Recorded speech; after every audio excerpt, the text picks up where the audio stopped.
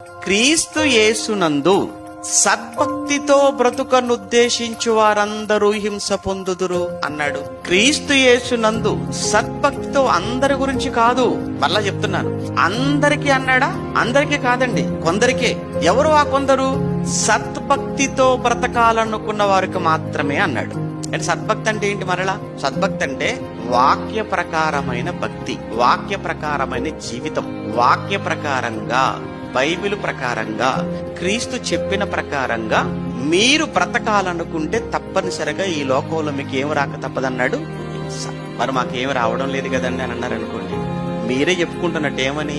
మేము సద్భక్తితో బ్రతకడం లేదని. మేము చాలా ఆనందంగా ఉన్నామండి, చాలా దీవించబడుతున్నామండి, చాలా ఆశీర్వదించబడుతున్నామండి, అసలు మాకు ఏ కష్టాలు లేవండి, ఏ సమస్యలు ఎందుకుంటాయి? మీరు లోకానికి లోకంగా ఉన్నారు, దేవునికి దేవునిగా ఉన్నారు. అంటే మీ ప్రయాణం ఎలా ఉందంటే 2 పడవల మీద ప్రయాణంలా ఉంది. ఇటు అక్కడికి వెళ్ళిపోయి వాళ్ళకి చేయగొడుతున్నారు, ఇక్కడికి వచ్చి దేవునికి చేయగొడుతున్నారు. అందుకు మీరు హ్యాపీగా ఉన్నారు. అలా కాదు, దేవుని కొరకే నిలబడండి, వాక్యం పక్షాన మాత్రమే మీరు ఉండి చూడండి, ఖచ్చితంగా రాక తప్పదండి.